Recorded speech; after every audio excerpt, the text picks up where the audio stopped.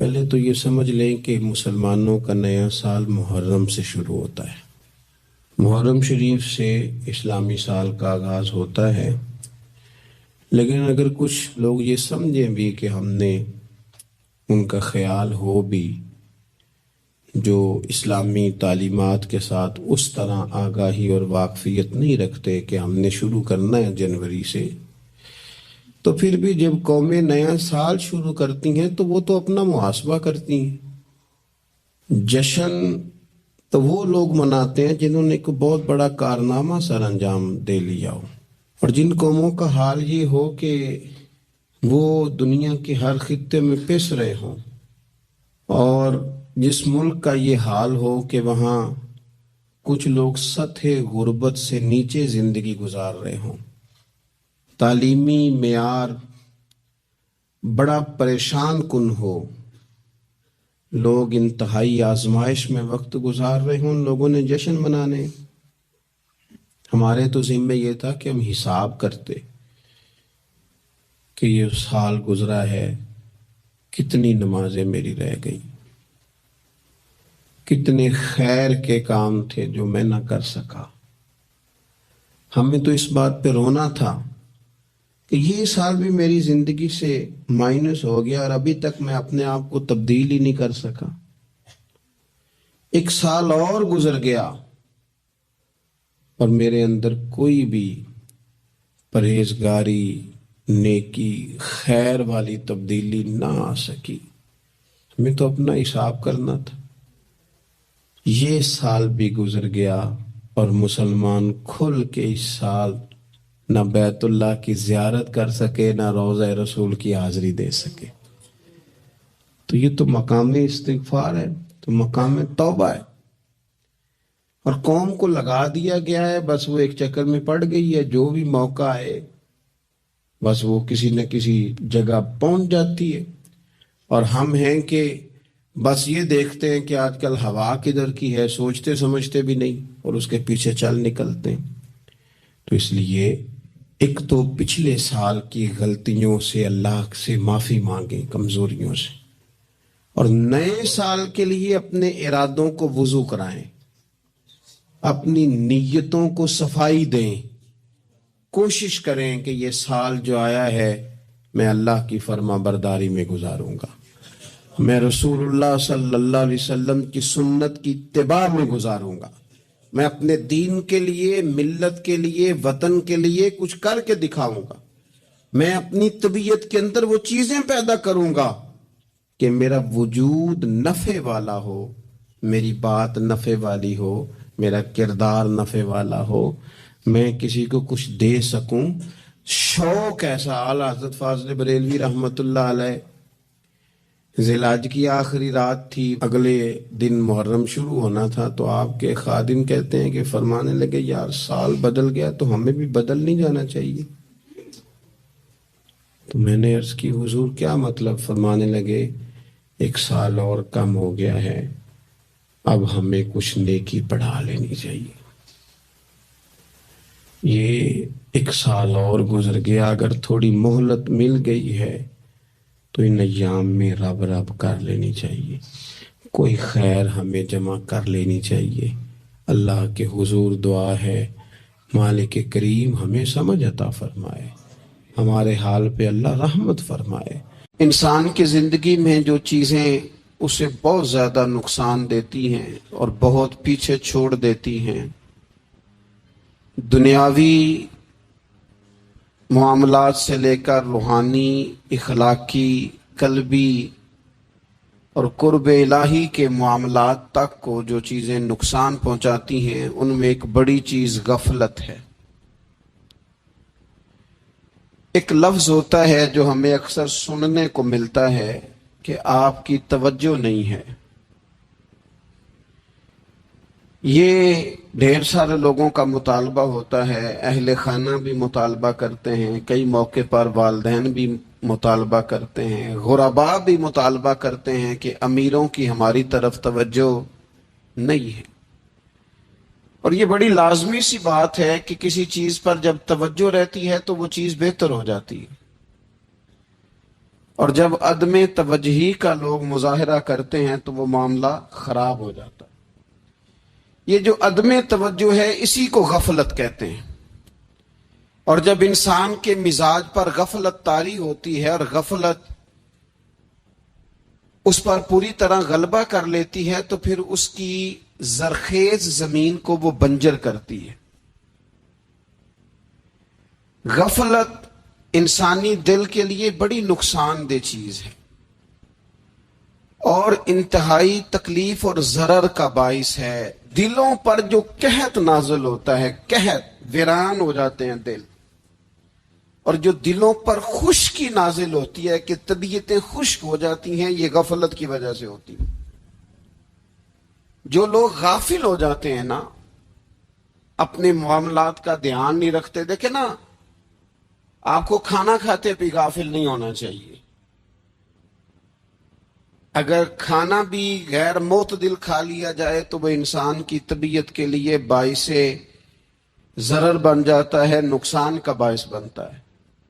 بات کرتے ہوئے بھی غافل نہیں ہونا چاہیے، کئی دفعہ جملے ایسے نکل جاتے ہیں جو انسان کے لیے پھر شرمندگی کا باعث بنتے ہیں۔ انسان کو غافل ہو کر کوئی کام نہیں کرنا چاہیے، غافل ہو کر، مدہوش اور بے ہوش ہو کر نہیں۔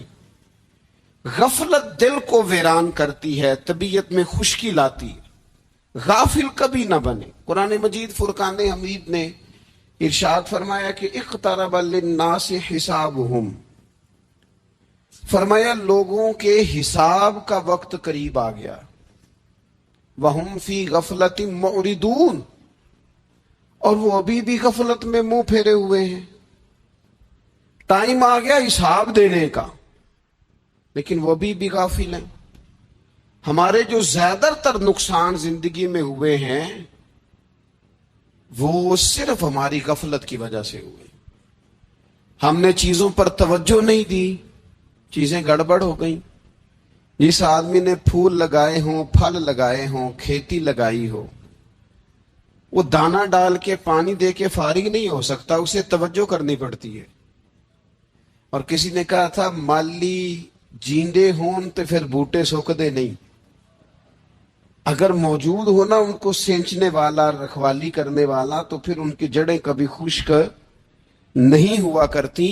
ہماری جو غفلتیں ہیں یہ بڑی ضرر کا باعث ہیں، نقصان کا باعث، اور مجبوری معاف ہوتی ہے، غفلت معاف نہیں ہوتی۔ اسکول میں پڑھتے تھے، مدرسے میں پڑھتے تھے، تو ایک مجبوری ہو گئی جی، خدا نہ خواستہ گھر میں کوئی پریشانی ہو گئی تو اساتذہ اس پر سزا نہیں دیتے۔ کوئی خوشی کا موقع ہے گھر میں، فیملی میں کسی کی شادی ہے، اساتذہ اس پر سزا نہیں دیتے۔ لیکن اگر کبھی پتہ چلتا تھا نا کہ یہ گھر سے تو آیا تھا لیکن مدرسے نہیں آیا، یہ اسکول نہیں آیا، رستے میں غافل ہو گیا، تو یہ بات خوفناک تھی۔ یہ قابل سزا جرم تھا کہ تو غافل ہو گیا اپنی پڑھائی سے، تو گھر سے آیا اور یہاں نہیں آیا۔ غفلت قابل سزا ہوتی ہے، مجبوری کی معافی ہوتی ہے۔ ہمارا آج کا جو مسئلہ ہے وہ غفلت کا ہے۔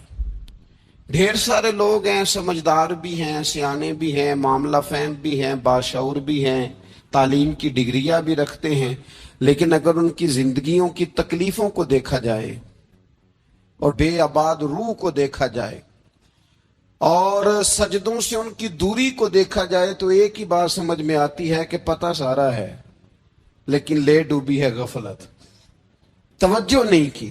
لائق بچہ بھی نالائق ترین زندگی گزارتا ہے، اس لیے کہ اس کے لائق ہونے کے ساتھ ساتھ اس کا توجہ کرنا بھی تو ضروری ہے نا۔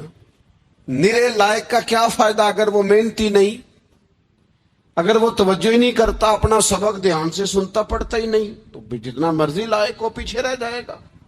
اور کئی نالائق ہوتے ہیں، رٹا لگا کے پاس ہوتے ہیں، پر چلو رٹا تو لگاتے ہیں نا، محنت تو کرتے ہیں نا، جدوجہد تو کرتے ہیں۔ کئی نالائق جدوجہد کے باعث آگے گزر جاتے ہیں اور کوئی اسی چکر میں رہ جاتے ہیں میں بڑا لائق ہوں، کل پڑھ لوں گا، پرسوں پڑھ لوں گا، ہفتہ تیاری کر کے پاس ہو جاؤں گا۔ اپنی زندگی سے غفلت کا پردہ اٹھائیں، اور غفلت اس کے لیے فیصلہ کرنے کی ضرورت ہوتی ہے، پلاننگ کرنے کی نہیں، فیصلہ کرنے کی ضرورت ہوتی ہے کہ میں نے اب غفلت کرنی۔ ہم نہ جب بھی کوئی پروگرام بناتے ہیں تو منصوبہ بندی شروع کر دیں، منصوبہ بندی نہ کریں، فیصلہ کریں، کہیں کہ میں نے غافل نہیں ہونا۔ غفلت غرق دنیا کا نام ہے، اپنے آپ کو غفلت سے بچائیں۔ آپ دیکھیں حضرت کعب بن مالک رضی اللہ تعالیٰ عنہ فرماتے ہیں، بخاری میں موجود ہے، فرماتے ہیں کہ جنگ میں پیچھے رہ گیا تھا، میرا خیال تھا کل چلا جاؤں گا، گھوڑے اور سواریاں میرے پاس تیز ہیں، مضبوط ہیں، پرسوں چلا جاؤں گا، تیزی سے بھاگ کے میں پہنچ جاؤں گا، میں قافلے کے ساتھ شامل ہو جاؤں گا، لیکن بس تھوڑی سستی ہو گئی، ذرا غفلت ہو گئی۔ آپ فرماتے ہیں جب سب لوگ چلے گئے حضور علیہ السلام کے ساتھ جہاد میں اور میں پیچھے رہ گیا، تو پھر جب چند دن گزر گئے اور محبوب کے واپس آنے کا ٹائم ہو گیا تو اب میں غور کرتا سمجھتا تو مجھے مدینے میں یہاں بزدل لوگ نظر آتے، اور کون نظر آتے؟ جو منافق تھے، وہ منافق بزدل دکھائی دیتے، یا مجھے عورتیں اور بچے دکھائی دیتے۔ میں پریشان ہوا، حضور واپس آ گئے۔ جنہوں نے بہانے کیے تھے نا منافقین نے، یہ مجبوری تھی اس لیے نہیں جہاد پہ گئے، یہ جنہوں نے بہانے کیے تھے انہیں مل گئی معافی، اور میں نے سچ بولا، میں نے کہا یا رسول اللہ میں غافل ہو گیا تھا۔ اب کہتے ہیں میں نے جب کہا نا حضور سستی ہو گئی تھی، ذرا غفلت ہو گئی، تو بندہ محبوب سے غافل ہو جائے، بندہ وہیں سے غافل ہو جائے۔ جو دم غافل سو دم کافر، سانو مرشد اے ہو پڑھایا۔ جب کہا نا حضور وہ غلطی ہو گئی، کوئی مجبوری نہیں تھی، تو فرماتے ہیں باقیوں کو معافی مل گئی، میرے ساتھ حضور ناراض ہو گئے۔ ایک دن نہیں، 2 دن نہیں، 50 دن حضور ناراض رہے۔ مدینے کی گلیوں نے مجھے پہچاننا چھوڑ دیا، در و دیوار سے مجھے یوں لگتا تھا کہ میں پردیسی ہوں۔ فرماتے ہیں میں مسجد میں آتا تھا، میں جب محبوب کو دیکھتا تو حضور رخ انور پھیر لیتے، اور مجھے پتا تھا جب میرا چہرہ ادھر ادھر ہوتا تو پھر کریم رحمت کی نظر فرماتے۔ فرماتے ہیں 50 دن مسلسل، پھر مجھے حکم ہوا کہ بیوی بھی بھیج دو، میکے بچے بھی بھیج دو، ننہال یعنی تنہا رہ جاؤ۔ فرماتے ہیں وہ میں نے قید تنہائی کاٹی، لیکن شکر اللہ کا یہ ہے کہ میں سچا تھا، بس ذرا بھول گیا تھا، بس ذرا غفلت ہو گئی تھی۔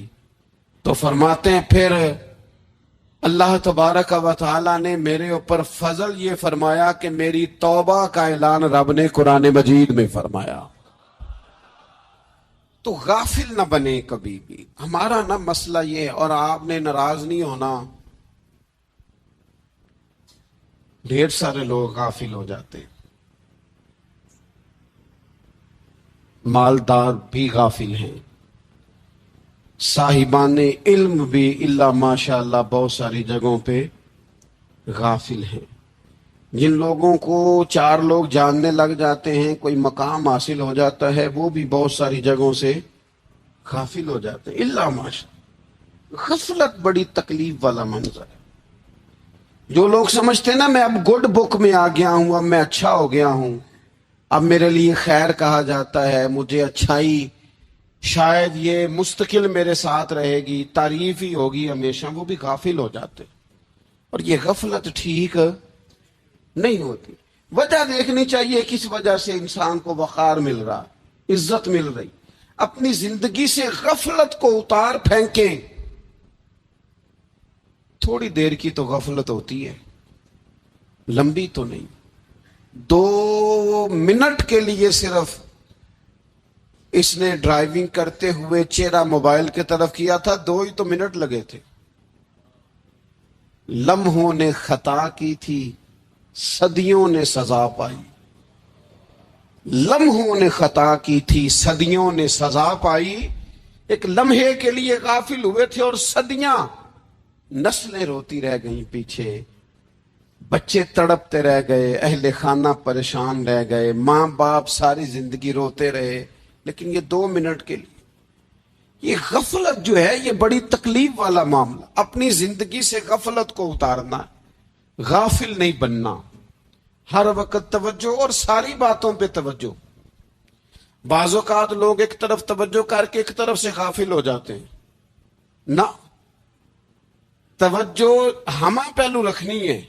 ہمارے ذمے جتنے بھی حقوق ہیں ان سب پر توجہ، ہر چیز کا خیال۔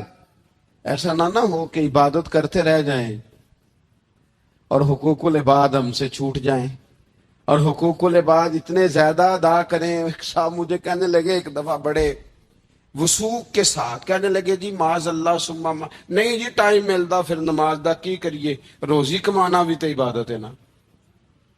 تو میں نے کہا آپ نے عبادت کرنا ایک حصہ قبول کیا ہے، آپ نے کل عبادت نہیں قبول کی۔ عبادت کل ہے، ہمہ پہلو، ایک حصہ آپ قبول کر کے نکل گئے اور باقی آپ نے چھوڑ دی۔ تو کسی ایک طرف سے بھی غافل نہیں ہونا، جتنی ذمہ داریاں ہیں، جتنی ڈیوٹیاں ہیں، ان سب کا خیال۔ اور جو بڑا آدمی ہوتا ہے، بڑا، گھر میں بڑا ہو، قبیلے میں بڑا ہو، علاقے میں بڑا ہو، ادارے میں بڑا ہو، کلاس میں بڑا ہو، جو بڑا ہے اس کی تو ساری آنکھیں کھلی ہوئی ہونی چاہیے، ایک ایک پر اس کی نظر ہونی چاہیے کہ میری کہاں ضرورت ہے، کہاں مجھے اشک شوئی کرنی ہے، کس کے ساتھ میں نے کس طرح محبت کا رویہ رکھنا ہے، غافل نہ بنے۔ اچھا جی اب کیسے پتہ چلے گا کہ ہم غافل ہیں؟ یہ کیسے پتہ چلے گا؟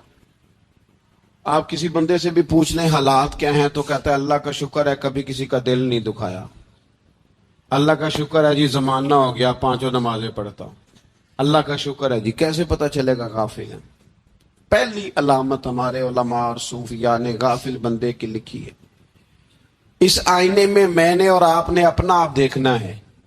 غافل بندے کی پہلی علامت یہ ہوتی ہے کہ وہ دنیاوی کاموں میں چست ہوتا ہے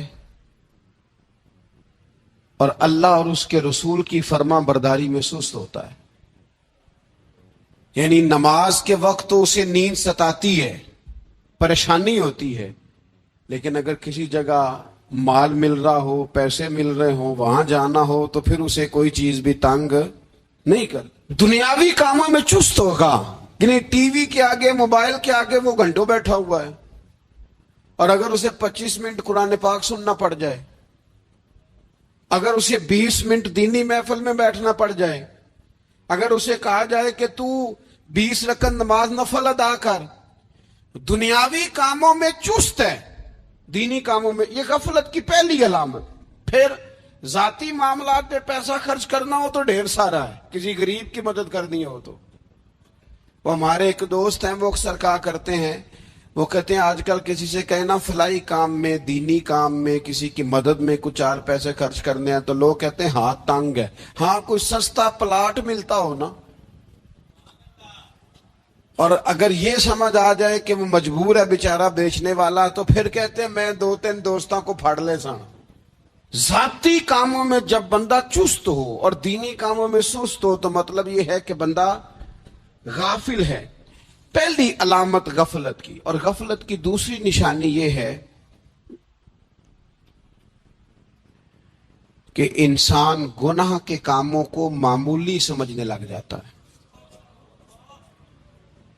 یہ غافل بندے کی نشانی ہے،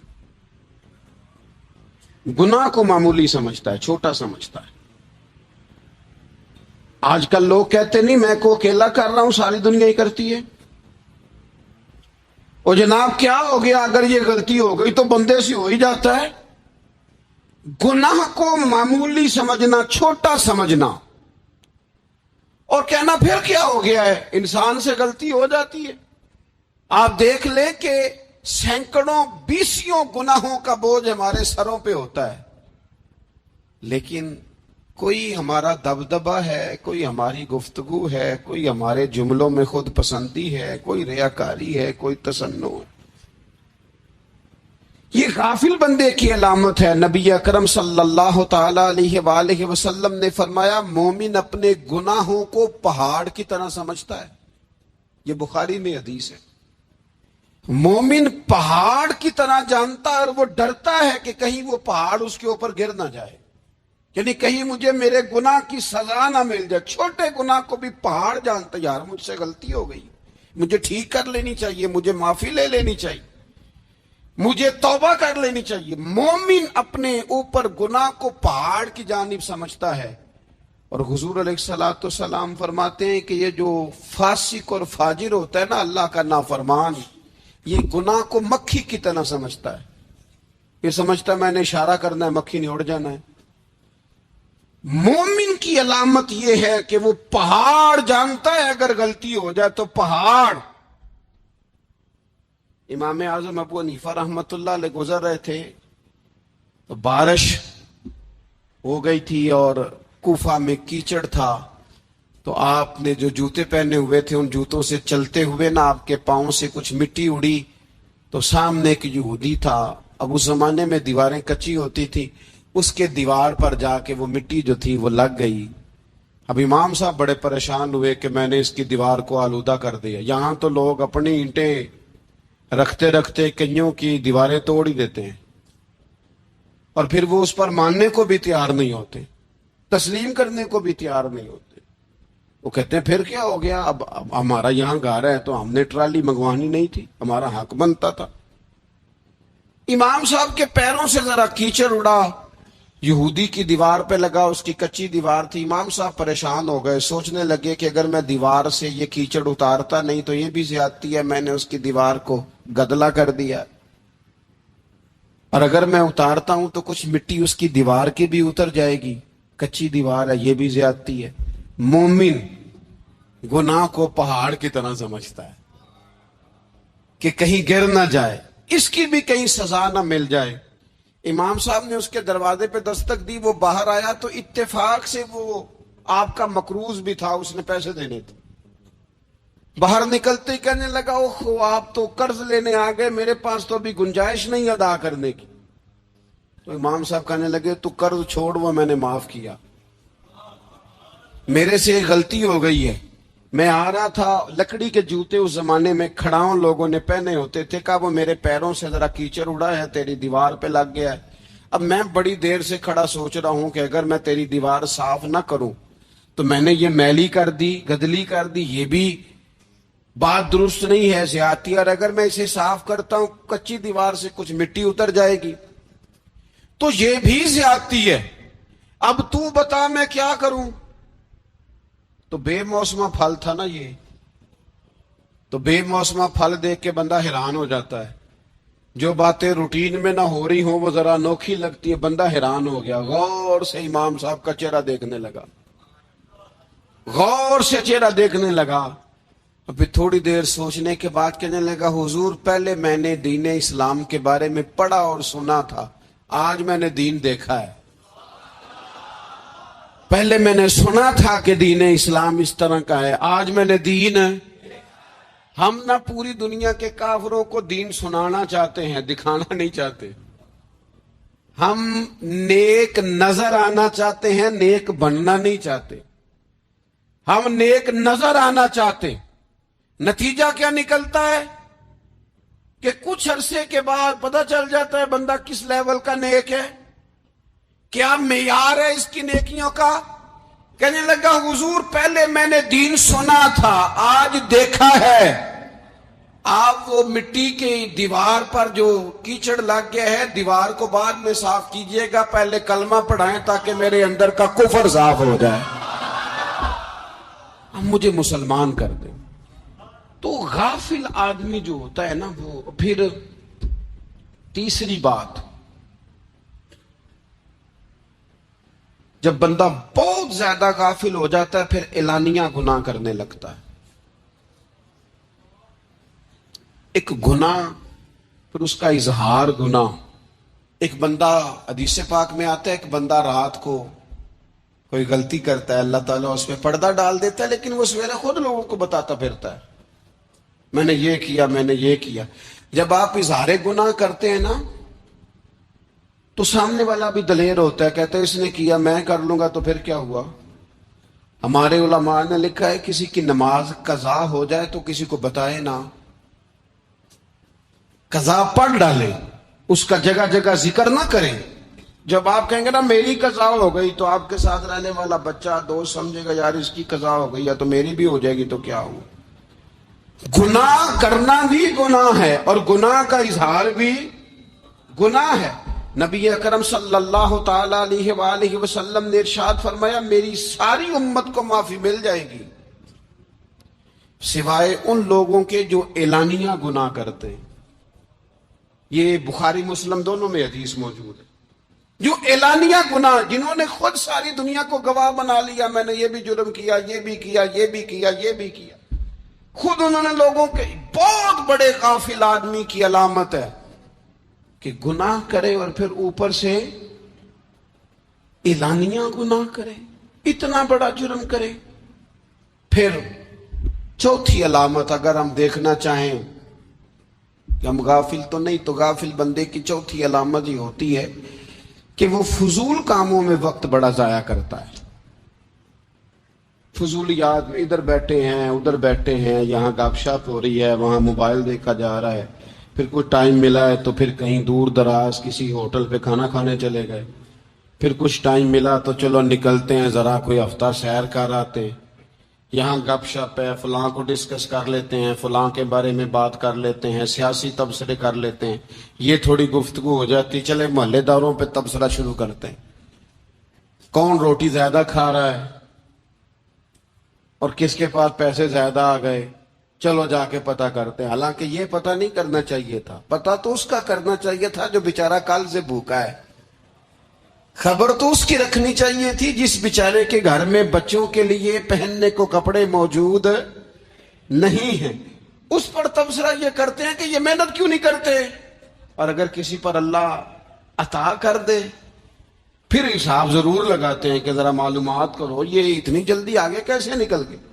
غافل بندے کی علامت ہے وقت کا ضائع کرنا اور فضول کاموں میں ضائع کرنا اور بلا وجہ ضائع اور ایسے سوالات کرنا جن کی ضرورت ہی کوئی نہیں، بالکل ضرورت ہی نہیں، کوئی مطلب ہی نہیں، لیکن ہم لوگ وقت ضائع، یہ غفلت کی علامت، غفلت۔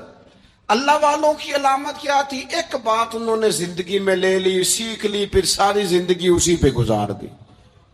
ان کا ارادہ تھا نا کشکول سیدھا کیا۔ کچھ لوگ ساری زندگی لیکچر قبول لے کے سن کے پھر بھی سمجھنے کو تیار، یہ غافل دل کی علامت ہے۔ اس لیے نبی پاک صلی اللہ تعالی علیہ وسلم نے فرمایا دو نعمتیں ایسی ہیں جن میں اکثر لوگ غفلت میں ہیں، ایک صحت اور دوسری فراغت۔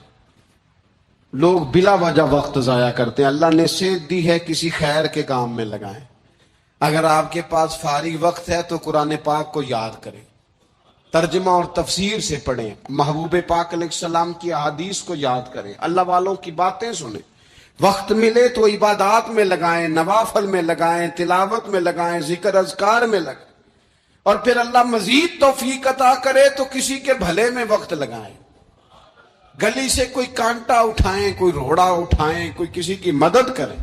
لیکن یہ غافل ہونے کی علامت ہے کہ اپنے وقت کو ضائع کرنا۔ اور پھر اسی طرح غفلت کی پانچویں علامت یہ ہے کہ اگر بندے کو دنیا سے پورا پیار ہو جائے، یعنی شب قدر میں بھی آ کے کہتا ہے یا اللہ کبھی پیسے دے دینا، شب برات والے دن بھی کہتا ہے کہ مالک اگر کبھی کوئی ایسا سبب لگ جائے نا، یعنی بیت اللہ شریف کے سامنے کھڑے ہو کے بھی اگر اس نے مال ہی مانگنا ہے وہاں بھی اس نے یہی سوال کرنا ہے، حب دنیا اتنی غالب آ جائے تو یہ غافل ہونے کی علامت۔ دنیا ضرورت ہے، مقصد نہیں ہے، دنیا کی حاجت ہے، مقصد نہیں ہے، یہ مقصود نہیں۔ اور جب لوگ فقط دنیا کے مال کو، دولت کو، نبی پاک علیہ السلام نے فرمایا وہ لعنتی ہے جو درہم اور دینار کا بندہ بن گیا ہے، پیسوں کا بندہ بن گیا ہے، مل جائے تو خوش ہوتا ہے، نہ ملے تو تکلیف میں آ جاتا ہے۔ یہ غافل بندے کی علامت۔